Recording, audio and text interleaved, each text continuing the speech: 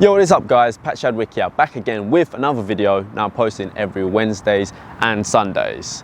So in this video, I've got a special one in store for you, which I'll be talking about the 5 training habits that has helped me to improve my health and physique for training, specifically for calisthenics. So I'm going to jump right straight into it. So the first habit is training frequency. Now, the general rule is that the more you train something, the better you become at it, okay?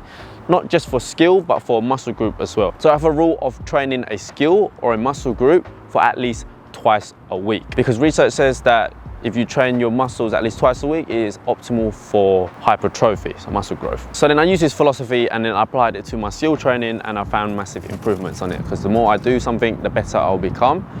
So you have to think about your training split. For example, if you're just training for aesthetics in calisthenics, you could do a push, pull, leg split and do this twice a week. So you'll be training for 6 days a week. This will be optimal for muscle growth. Same apply for skill as well. If you do a push, pull, leg split for skill, so push could be your planche training, pull could be your front lever training, and legs is just your legs training. This is what I used to do, and I found great results from it. Another way is to do an upper body or lower body split and do this twice a week. So you're training 4 days a week instead of 6, or you could even do it 3 times a week. That just really depends on your current fitness level, your goals, and how your body adapts to the training load of training frequency within the week.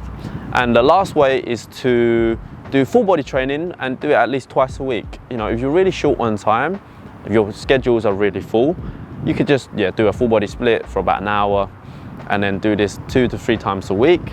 But it all depends. Given my current fitness goals, which is to have the planche and the front lever, I operate with a training split of upper legs, and I do this twice a week.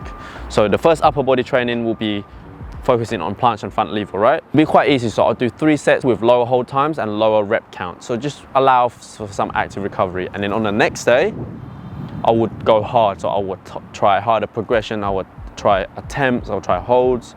So this is a form of greasing the growth method, and I find this very helpful. And then on the 3rd day, I'll do legs. So I'll repeat this twice a week, and that will take my training to 6 days a week, and I rest every single Sunday. So I literally do nothing on Sunday. And the second training habit to have is to warm up. Spending at least 5 minutes to warm up and 5 minutes to cool down is very, very important. Warming up will prime up your muscles for the workout ahead. So if you get your muscles and that ready and conditioned for the workout ahead, you have more of an effective workout. What I mean by this is your muscles will be primed. You'll be able to do holds and attempts easier in comparison to when you didn't warm up. Because sometimes, I'm not sure if you get this as well, sometimes you just, thought, oh, I can't be asked to warm up. You just jump in and then you just hear a few clicks in your bones, maybe you cause a muscle tear because you're not warming up.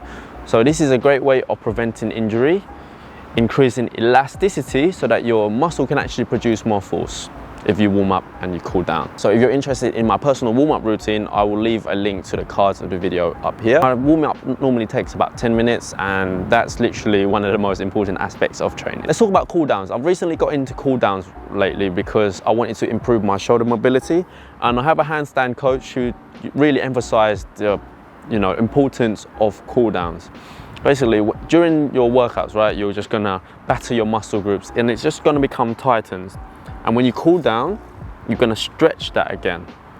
And this will, reduce the likelihood of getting injured from knots building up, and you're gonna increase the elasticity of your muscles. Think about elastic band, right? If you're holding an elastic band and if it's really tight and you let go, the snapback is just gonna be quite small, right?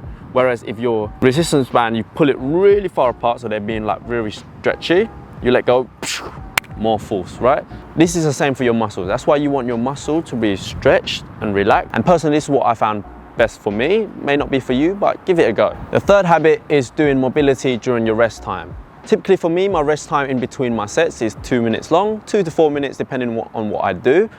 And that's a lot of time that you could use to do something else. You could use this time more wisely and more efficiently by doing some basic stretches, 30 seconds long, for example, doing a middle split stretch, doing a toe touch stretch, doing a quadricep stretch, doing a shoulder stretch. Using this time wisely will actually increase your mobility, and this will be transferable to other areas in your training, from strength to mobility. And don't put too much pressure on yourself to do super hard stretches. Just do some light ones and do them for sets. For example, right, if I'm doing like a front lever hold, I'll do that for 5 sets. I'll do like 2 different stretches, holding for an average of about 30 seconds long. So try it and you'll thank me later. Habit number 4 is to prioritize endurance over strength. Now, this may be a controversial one and a lot of people may disagree, but for me personally, right, I've gotten to where I am now because I prioritize endurance over strength. I would do more high reps than doing weighted calisthenics. Why? Because you need to really be worthy of doing weighted calisthenics first, and that is through developing your endurance. So practice getting your pull-ups, push-up, dips and squats to a good level, and a good level for me is 15 reps of pull-up, 15 reps of dip, 20 reps of push-ups, and if you're able to do them for about 2 to 3 sets without breaking, and that's a good sign that you're worthy enough of doing weighted pull-up. Now, I'm not trying to boast, my 1 rep max for weighted pull-up was 72.5 kg. My weighted dips is 75 kg dips. Squats, let's not talk about that, but it's like 110. But we're gonna be focusing on upper body, right? Because it's mainly calisthenics. And I've gotten those numbers just from doing a shit ton of reps. I would literally exhaust myself by doing workouts such as the 10 to 1. It's like a pyramid drop set. So I'll do 10 pull-ups, 10 dips, 10 push-ups, drop it to 9, 9, 9, 8, 8, 8, all the way down to 1 with minimal rest. I'll do endurance stuff like that for the first 2 years of my calisthenics journey. My endurance would be crazy, and then I would try like a weighted pull-up, right? I remember the first session I did was like 50 kg and I was able to do like 2 to 3 reps. I was like, the hell? And this was, bear in mind, this was like 3-4 years ago. Now my max reps for weighted pulls at 50 kg is 8. And for weighted dips at 50 kg is 19. And honestly guys, I would practice weighted calisthenics maybe like once a week. That was when I was really trying to, you know, build up my strength. And I was able to achieve that through endurance training. So for you beginners out there, right, don't jump ahead of the gun too fast. Don't get too big for your boots, or whatever analogy that is. Focus on the basics, endurance, get those, you know, numbered recommendations that I suggest you to get, and then you can do weighted calisthenics. And guys, the 5th and final habit is your diet. Diet plays an important role in my training performance. Let's use this classic analogy term, all right? You have a Ferrari. If you give in like a shit fuel, like shit diesel or whatever, it's gonna perform bad, right? Whereas if you give it like a premium diesel, it's gonna perform better because the fuel is better quality. So what you put into your body, you'll be able to utilize that fuel and exert it when you're training or when you're in the gym room. I remember, right, back in the day when I was about 16, 17, I saw some guy. He looked jacked as shit, and he just looked really, really good, right? And I was like, wow. And then my family went up to him and was like, excuse me, mate, how did you actually get your physique? And he said, just from dieting. You know, to get abs, you just diet.